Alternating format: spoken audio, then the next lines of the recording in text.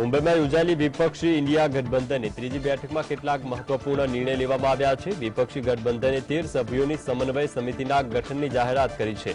આ સાથે જ બેઠકમાં જુડેગા ભારત જીતેગા ઇન્ડિયાનો નવો નારો આપવામાં આવ્યો। સમન્વય સમિતિમાં કોંગ્રેસના કે.સી. વેણુગોપાલ, એનસીપીના અધ્યક્ષ શરદ પવાર, ડીએમકેના એમ.કે. સ્ટાલિન, ઉદ્ધવ ઠાકરે, શમુની શિવસેનાના સંજય રાઉત, આરજેડીના તેજસ્વી યાદવ, ટીએમસીના અભિષેક બેનર્જી સહિત અન્ય પાર્ટીઓના નેતાઓને પણ સામેલ કરવામાં આવ્યા છે। આ સાથે જ વિપક્ષી ગઠબંધન ઇન્ડિયાએ આગામી લોકસભા ચૂંટણી સાથે મળીને લડવાનું વચન આપ્યું। કોંગ્રેસ નેતા જયરામ રમેશે સોશિયલ મીડિયા પ્લેટફોર્મ એક્સ પર જણાવ્યું છે કે ઇન્ડિયા ગઠબંધનમાં સામેલ પક્ષોએ સાથે મળીને લોકસભા ચૂંટણી લડવાનો સંકલ્પ કર્યો છે। જ્યાં સુધી શક્ય હોય ત્યાં સુધી અમે સાથે મળીને લોકસભાની ચૂંટણી લડીશું। है कोऑर्डिनेशन कमेटी 14 मेंबर, सिर्फ उसके नाम मैं आपके सामने पढ़ लेता हूं। Shri K C. Venugopal, Indian National Congress, Shri Sharad Pawar ji, NCP, Shri T R. Balu, DMK, Shri Hemant Soren, Jharkhand Mukti Morcha, Shri Sanjay Raut, Shiv Sena, Shri Tejashwi Yadav, RJD. મુંબઈમાં વિપક્ષી ઇન્ડિયા ગઠબંધનની બેઠક બાદ સંબોધન દરમિયાન કોંગ્રેસના નેતા રાહુલ ગાંધીએ જણાવ્યું છે કે આ મંચ પર હાજર પ્રતિનિધિ દેશની 60% વસ્તીનું પ્રતિનિધિત્વ કરે છે। જો મંચ પર હાજર રાજકીય પક્ષો સાથે મળીને ચૂંટણી લડશે તો ભાજપ માટે લોકસભાની ચૂંટણી જીતવું અશક્ય બની જશે। આ માટે 2 નિર્ણય લેવામાં આવ્યા છે, જે હેઠળ સમન્વય સમિતિનું ગઠન કરવામાં આવ્યું। આ સાથે જ સીટોની વહેંચણી મુદ્દે પણ યોગ્ય નિર્ણય લેવામાં આવશે। રાહુલ ગાંધીએ આરોપ લગાવ્યો કે પીએમ મોદી એક બિઝનેસમેન વચ્ચે સાંઠગાંઠ છે। G20ની બેઠક યોજાવાની છે ત્યારે દેશની વિશ્વસનીયતા માટે પીએમ મોદી અદાણી મામલામાં યોગ્ય તપાસ કરાવશે। have not taken Indian land, and every single person in Ladakh knows that the people of India and the people of Ladakh have been betrayed by the government of India. There is clearly an accommodation that has happened between the government and the Chinese. There is clearly a change.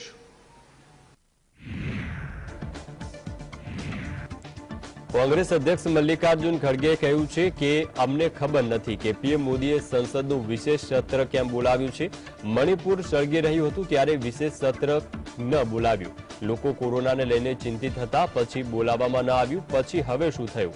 તેઓ સરમુખત્યારશાહી તરફ આગળ વધી રહ્યા છે। કોંગ્રેસ અધ્યક્ષ મલ્લિકાર્જુન ખડગેએ કહ્યું કે તમામ નેતાઓએ આ બેઠક સારી રીતે ચલાવી। કેન્દ્ર સરકાર પર નિશાન સાધતા તેમણે કહ્યું કે પીએમ મોદી 100 રૂપિયા વધારે છે અને 2 રૂપિયાનો ઘટાડો કરે છે।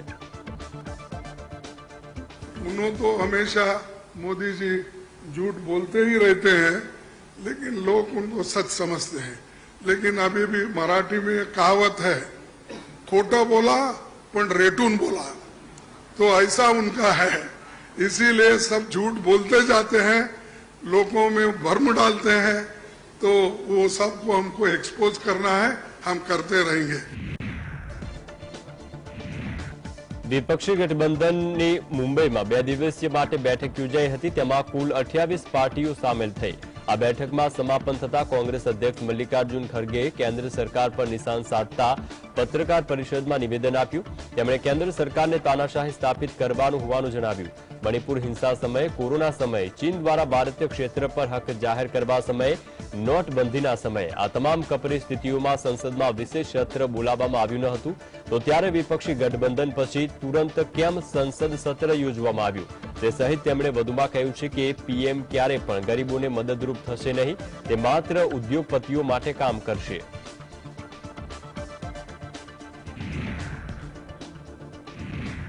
આરજેડી ચીફ લાલુ યાદવે કહ્યું છે કે દેશને નુકસાન થયું કારણ કે અમે એક નહોતા। અમે હંમેશા ભાજપા હટાઓ દેશ બચાવો કહેતા હતા, જે હવે સાચું સાબિત થઈ રહ્યું છે। આ દેશમાં ભાજપના શાસનમાં લઘુમતીઓ સુરક્ષિત નથી। દેશમાં ગરીબી અને બેરોજગારી વધી છે। તો તમને યાદ હશે કે કેવી રીતે ભાજપ એનડીએનું જૂઠું બોલીને અને અફવાઓ ફેલાવીને સત્તામાં આવ્યા હતા। ત્યારબાદ લાલુ ફરી તેમના જૂના અંદાજમાં જોવા મળ્યા। કટાક્ષ કેવી રીતે કર્યો અને તે નિશાન સાધ્યું। અને કહ્યું કે તે તો કોઈ લાલુ યાદવ પાસેથી શીખે। તેમણે ચંદ્રયાન 3ની સફળતા બદલ ઇસરોની પ્રશંસા કરી। લાલુએ કહ્યું કે વિશ્વભરમાં ભારતના વૈજ્ઞાનિકોનું નામ થઈ રહ્યું છે। દેશના વૈજ્ઞાનિકો આટલું કરી દીધું છે। અમે ઇસરોના વૈજ્ઞાનિકોને અપીલ કરીએ છીએ કે મોદીજીને ચંદ્રલોક છોડો, સૂર્યલોક પર પહોંચાડો, જેથી વિશ્વભરમાં મોદીજીનું નામ થઈ જાય। हमने ये सुना, किसी जिम्मेवार आदमी ने कहा कि भाई हम लोग तो अब इतना देश के वैज्ञानिक आगे देश को ऊंचा कर दिए, दुनिया में नाम हो गया। हम अपील कर रहे हैं इसरो के वैज्ञानिकों से, अपने देश के वैज्ञानिकों से, भाई मोदी जी को पीछे नहीं रहना चाहिए। इनको चंद्रलोक से की बात छोड़ो, अब सूर्यलोक पर इनको पहुंचाओ।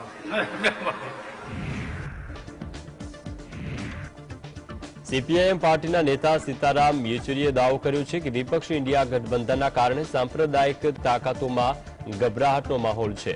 बेंगलुरुमां गठबंधननी बीजी बेठक थई त्यारे 9 वर्ष बाद अचानक एनडीए गठबंधन सक्रिय थयुं। मुंबईमां बेठक योजवाना 2 દિવસ પહેલા केंद्र सरकारे घरेलू एलपीजी गैस सिलिंडरनी किंमतमां 200 રૂપિયાનો ઘટાડો કર્યો। આ પછી કેન્દ્ર સરકારે સંસદનું વિશેષ સત્ર બોલાવ્યું અને સદનમાં શું રજૂ કરવામાં આવશે વિશે પણ કોઈ જાણકારી કે કાર્યસૂચિ આપવામાં આવી નથી। વિપક્ષ ઇન્ડિયા ગઠબંધનમાં વધુને વધુ રાજકીય પક્ષો સામેલ થયા છે। एक किस्म से घबराहट तो हो रही है सांप्रदायिक ताकतों के बीच में। बेंगलुरु के मीटिंग के टाइम पे अचानक फिर से पुनर्जन्म दिया गया एनडीए के। 9 साल तक उसको भूल ही गए थे। उसके बाद आज ये मुंबई की मीटिंग से पहले 2 दिन पहले आप गैस सिलेंडर के दाम घटाए लोगों को बहकाने के लिए। अब जो है स्पेशल सत्र पार्लियामेंट का बुला लिया, उसमें क्या करने वाले क्या नहीं उसका कोई घोषणा नहीं। तो अब ये सब संकेत है कि घबराए हुए हैं और इंडिया ग्रुपिंग के चलते हुए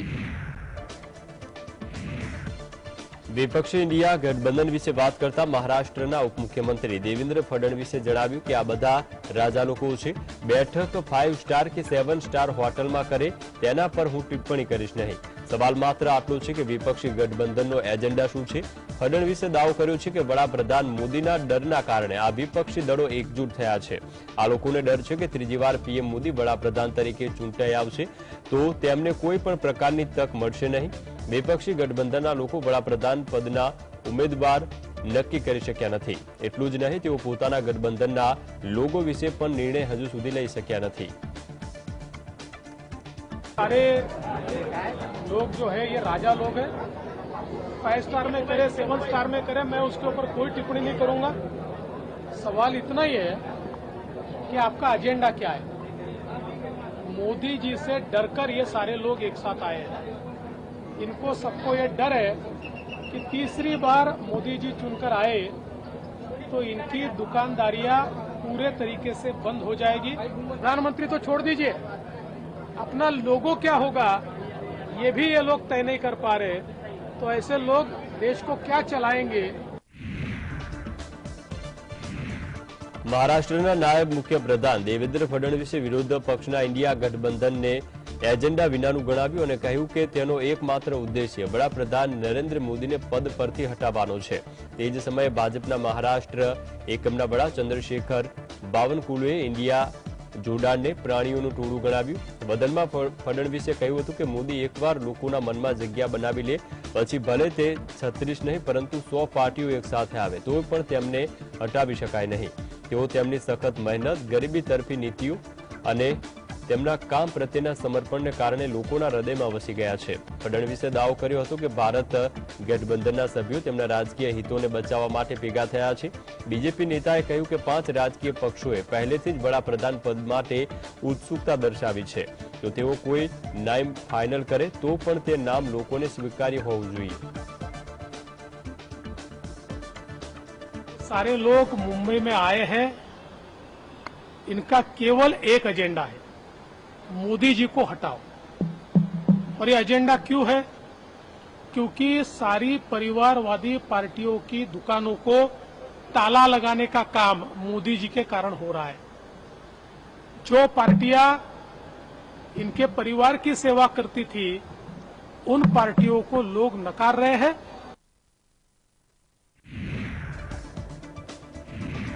વિપક્ષી ગઠબંધનની મુંબઈમાં 2 દિવસીય બેઠક સમાપ્ત થઈ ચૂકી છે. તેના પછી પત્રકાર પરિષદ યોજવામાં આવી. તેમાં બિહારના મુખ્યમંત્રી નીતિશ કુમારે કેન્દ્ર સરકાર વિરુદ્ધ નિવેદન આપતા કહ્યું હતું કે વિપક્ષની દરેક પાર્ટીઓ સાથે મળીને દેશના દરેક ખૂણે જઈને પ્રચાર કરશે અને મોદી સરકારને હાર આપશે. જો ભાજપની હાર થશે તો દેશમાં લોકતંત્રની સ્થાપના થશે. વધુમાં તેમણે કહ્યું હતું કે દેશના ઇતિહાસને ભાજપ બદલવા માંગે છે, પરંતુ વિપક્ષ મક્કમતાથી તેમનો સામનો કરશે અને તેમની યોજનાઓને સફળ નહીં થવા દે.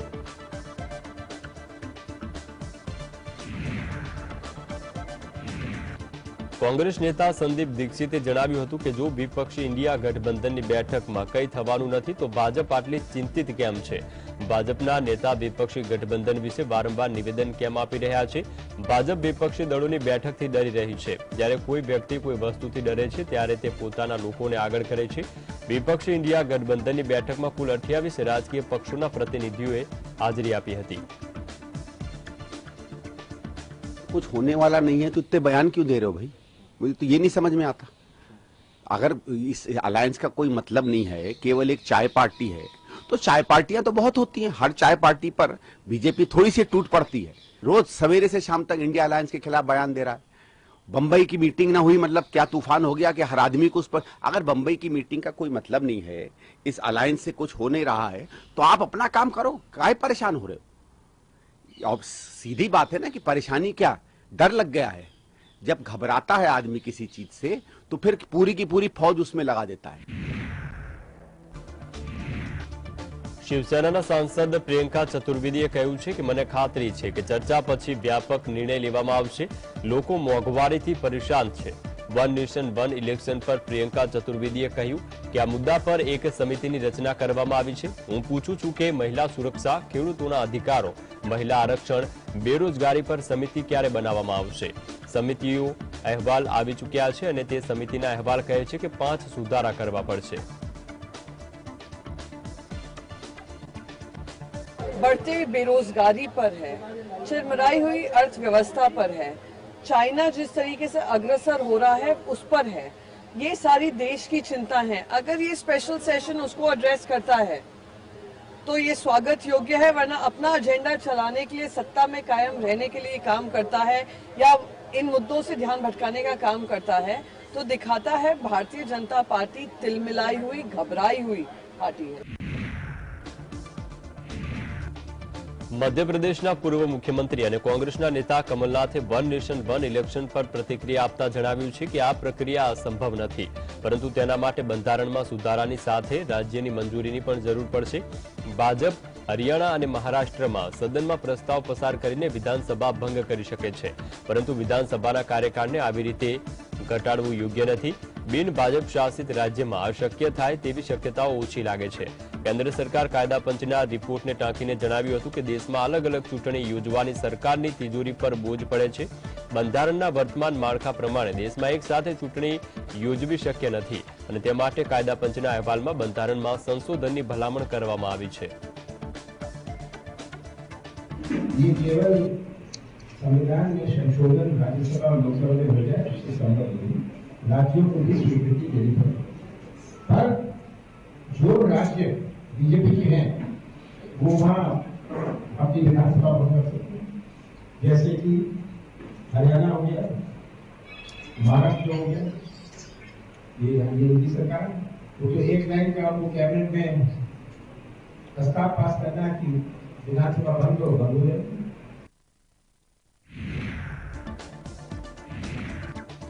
મહારાષ્ટ્રના પૂર્વ મુખ્યમંત્રી અને કોંગ્રેસના નેતા પૃથ્વીરાજ ચૌહાણે જણાવ્યું છે કે સરકાર વિપક્ષ ઇન્ડિયા ગઠબંધનથી ડરી ગઈ છે. મહત્વના મુદ્દાઓ પરથી ધ્યાન ભટકાવવા માટે આ કેન્દ્ર સરકારે સંસદનું સ્પેશિયલ સત્ર બોલાવ્યું છે.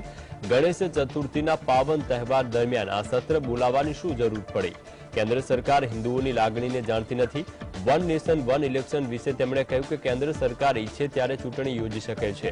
જો સરકાર લોકસભાની ચૂંટણી વહેલી તકે યોજવા માંગે છે તો એ પણ કાયદાકીય રીતે કરી શકે છે. વિશેષ સત્ર દરમિયાન જો તેઓ કોઈ મહત્વનું બિલ પસાર કરવા માંગે છે તો એ વિશે વિપક્ષી દળોને જાણ કરવામાં આવે. इससे एक बात तो साफ है कि आज इंडिया अलायंस की बैठक हो रही है तो सरकार की बौखलाहट बढ़ गई है. सरकार पैनिक मोड में चली गई है. और ध्यान बटाने के लिए ये कुछ चीज़ें हो रही है।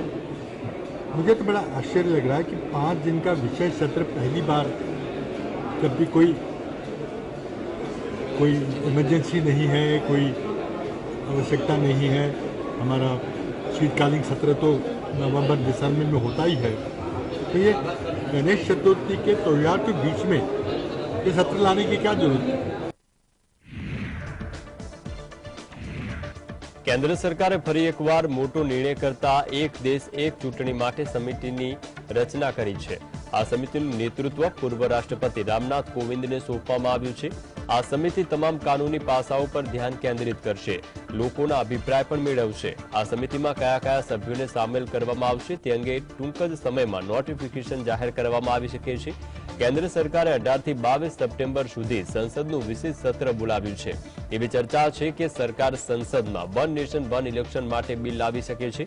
વન નેશન વન ઇલેક્શનનો સીધો અર્થ એ થાય છે કે દેશમાં યોજાનારી તમામ ચૂંટણીઓ એક જ સાથે યોજવામાં આવે।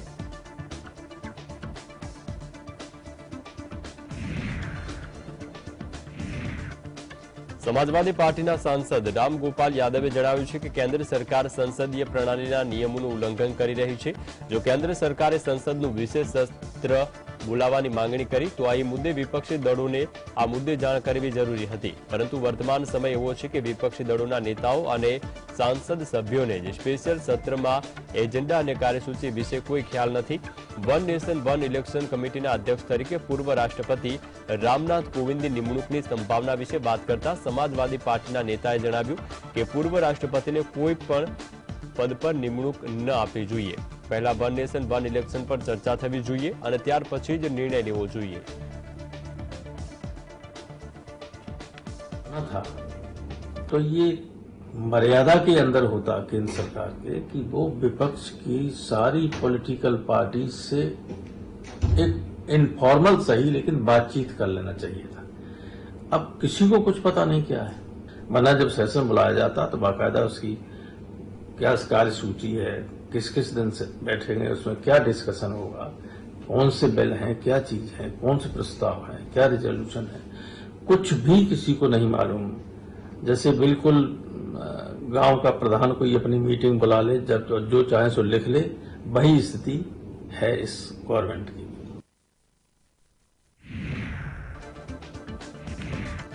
સરકાર દ્વારા વિશેષ સત્રનું આયોજન કરવામાં આવ્યું છે। તે અંતર્ગત 18 થી 22 સપ્ટેમ્બર સુધી આ વિશેષ સત્ર યોજાશે। ત્યારે આ અંગે ઓવીસીનું નિવેદન સામે આવ્યું છે, જેમાં તેમણે કહ્યું છે કે ચીનને લઈને પહેલી માંગ કરી હતી। ઓવીસીએ કહ્યું, હું વડાપ્રધાન નરેન્દ્ર મોદી પાસેથી માંગણી કરું છું કે અમે ચીનથી જે જમીન ગુમાવી છે તેના પર સંસદમાં ચર્ચા થવી જોઈએ। અમને આશા છે કે ચીન પર ચર્ચા થશે।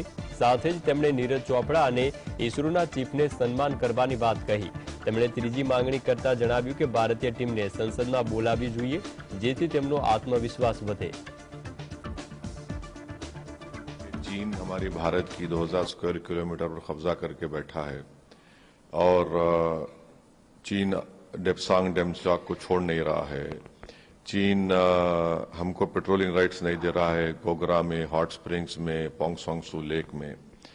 जब स्पेशल सेशन बुला रहे हैं तो उम्मीद करते हैं कि भारत के प्रधानमंत्री चीन के ऊपर डिस्कशन को अलाउ करेंगे। दूसरा, हम भारत सरकार से, मोदी सरकार से इस बात का डिमांड करते हैं कि रोहिणी कमीशन ने अपनी रिपोर्ट दे दी है तो वो फौरन 50% जो रिजर्वेशन की लिमिट है उसको ब्रीच करें और पार्लियामेंट में स्पेशल सेशन में एक बिल लेकर आए। મહારાષ્ટ્રના પૂર્વ સીએમ ઉદ્ધવ ઠાકરે કહ્યું છે કે ઇન્ડિયા ગઠબંધન તાકાત એકત્રિત કરી રહ્યું છે। ઇન્ડિયાનો વિરોધ કરનાર લોકો હવે ડરી રહ્યા છે। આજની બેઠક સારી હતી અને અનેક નિર્ણય લેવામાં આવ્યા છે। અમારા લોકો દેશપ્રેમી છે। બેઠકમાં સારી ચર્ચા થઈ અને સારા નિર્ણયો લેવાયા છે। અમે તાનાશાહી સામે લડીશું। हुई और दिन ब दिन इंडिया मजबूत होते जा रहा है। ये बात भी सच है कि जैसे जैसे हम करीब आते जा रहे हैं, एक कदम कदम कदम आगे बढ़ते जा रहे हैं, तो इंडिया के विरोधी दल में घबराहट हो रही है। पहले हमें पूछा जा रहा था कि विपक्ष की एकजुट, और उसी वक्त हमने कहा था कि विपक्ष की एकजुट में नहीं मानता, हम सारे लोग देश प्रेमी हैं और हमारी एकता देश प्रेमियों की एकता है। કેન્દ્ર સરકારે વન નેશન વન ઇલેક્શન માટે કમિટીનું ગઠન કર્યું છે, ત્યારે ઉત્તર પ્રદેશના મુખ્યમંત્રી યોગી આદિત્યનાથે જણાવ્યું કે આ અભિનંદનીય પ્રયાસ છે। દેશમાં સર્વાંગી વિકાસ માટે આ ખૂબ જ જરૂરી છે। વારંવાર ચૂંટણી યોજવાથી અનેક કાર્યમાં અવરોધ ઊભા થાય છે। કોઈપણ રાજ્યમાં ચૂંટણી યોજવામાં 1.5 મહિનાનો સમય લાગે છે। આ માટે જરૂરી છે કે લોકસભા, વિધાનસભા અને અન્ય તમામ પ્રકારની ચૂંટણીઓ એક સાથે યોજવામાં આવે। વર્ષ 2018માં પણ આ વિશે અટકળો વહેતી થઈ હતી। આ સાથે જ વિપક્ષી દળો કેન્દ્ર સરકાર દ્વારા કમિટીનું ગઠન કરવાના નિર્ણયનો વિરોધ કરવામાં આવ્યો। સમાજવાદી પાર્ટીના નેતા સ્વામી પ્રસાદ મૌર્યએ કેન્દ્ર સરકારના નિર્ણયને લોકતંત્ર અને બંધારણની હત્યા સમાન ગણાવ્યો। लोकतांत्रिक व्यवस्था में सरकारों की स्थिरता के साथ साथ विकास के लिए भी एक गतिमान सरकार चाहिए।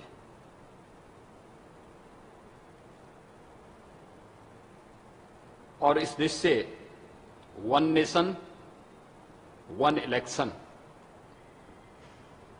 यह एक अभिनंदनीय प्रयास है। પૂર્વ રાષ્ટ્રપતિ રામનાથ કોવિંદની અધ્યક્ષતામાં કેન્દ્ર સરકારની વન નેશન વન ઇલેક્શનની બેઠક યોજવામાં આવી હતી। તેને લઈને ઓડિશાના મુખ્યમંત્રી નવીન પટનાયકે બેઠકમાં હાજર રહેવાની સહમતિ વ્યક્ત કરી છે। તેમણે કહ્યું છે કે જો લોકસભા અને રાજ્ય વિધાનસભાની ચૂંટણી એક સાથે કરવામાં આવે તે માટે કાયદો બનાવવામાં આવશે તો હું તેનું સમર્થન કરીશ। તે સહિત ઓડિશાના પૂર્વ મંત્રી અને બીજેપીના વરિષ્ઠ ધારાસભ્ય બદ્રી નારાયણ પાત્રાએ કહ્યું છે કે જો એક સાથે ચૂંટણીઓ યોજવામાં આવે તો પાર્ટીને પણ તેની ચિંતા નથી। અમારા મુખ્યપ્રધાન નવીન પટનાયક હંમેશા કહ્યું છે કે બીજેડી રાજ્યના અન્ય રાજકીય પક્ષો કરતા ચૂંટણીનો સામનો કરવા માટે વધુ સક્ષમ છે।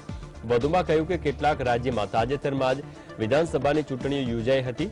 જો વન નેશન વન ઇલેક્શન કાયદો લાગુ કરવામાં આવે તો તેમને નુકસાન થઈ શકે છે, પરંતુ બીજેડીને આવી કોઈ સમસ્યા નથી। 2004થી ઓડિશામાં લોકસભા અને રાજ્ય વિધાનસભાની એક સાથે ચૂંટણીઓ યોજાઈ રહી છે।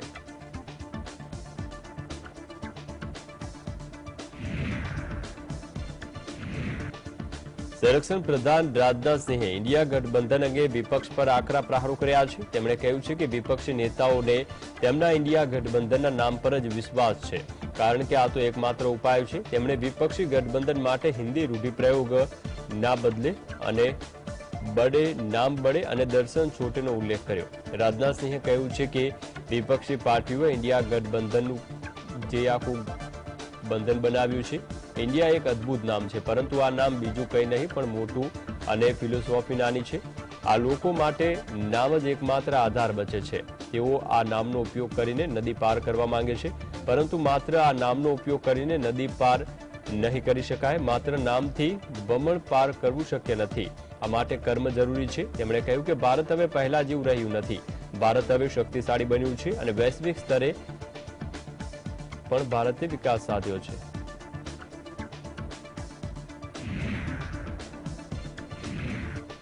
મુંબઈમાં ઇન્ડિયા ગઠબંધનની બેઠક પર કેન્દ્રીય મંત્રી અશ્વિની કુમાર ચૌબેએ વિપક્ષી પાર્ટીઓ પર નિશાન સાધ્યું। તેમણે કહ્યું છે કે આ બેઠકથી કંઈ થવાનું નથી।